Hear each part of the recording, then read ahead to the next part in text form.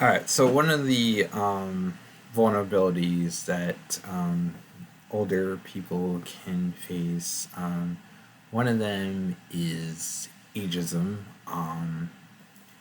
and so they have things to contribute to society. They have wisdom and experience that they can pass on to other people, and that is one of the ways that they can contribute to society still. However, there are people out there who believe that the only way that someone is able to contribute is through working.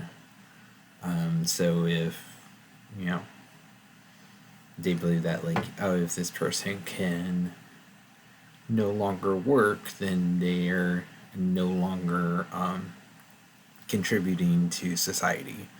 And an older person, can believe that, and it can start to just affect them, affect their emotions. They might start to get, like, feel sad and depressed, and it's like, I'm not able to contribute to this, and work the way I used to, and so that makes me feel less than. Or it could be like they, maybe it shows up as anxiety, like, or like, I'm unable to do this anymore, and that, like, I want to be able to do this still. And I think there's different ways it can show up. And I think another thing that can affect older people is elder abuse. There's many elders who are dependent on their caregivers, and so you know, their caregivers, like, feed them, give them showers, like, maybe handle their financials. They can be very dependent on their caregivers, and their caregivers could decide to take advantage of them. Whether that be, like, physically, mentally, emotionally, financially, like, spiritually, like, however that looks. A caregiver could try to take advantage of an elderly person, and the elderly person, since they're dependent on their caregiver, might believe that it's not worth, like, fighting um, their caregiver over. Or maybe, like, I mean, not physically, but, like, maybe, like, going to the police or something. And maybe they just feel like it's pointless, especially if it's, like, financial abuse. I think that would be especially hard. And so maybe they just wouldn't feel like there was a point to it.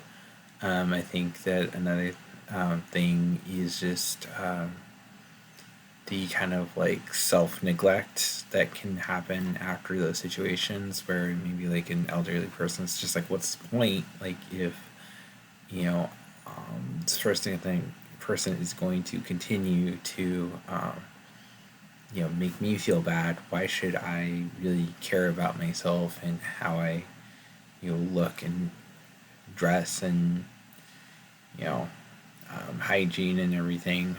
It's like, why does that matter? um, I think with the other chapter, chapter 13, it was really interesting to learn about how addiction can be a coping mechanism for trauma.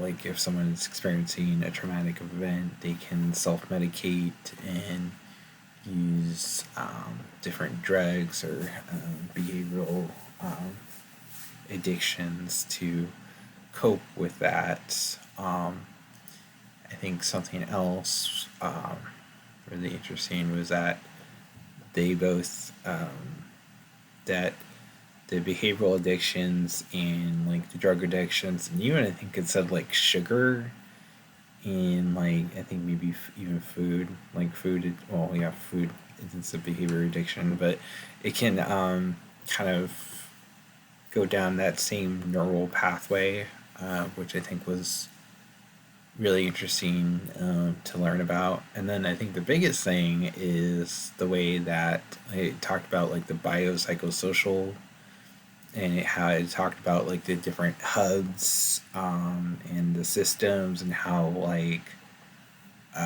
those things can interact with each other. I thought that was really interesting, and how like something like on one end can trickle down to like another, and that was really interesting to learn about, and I thought that was really cool.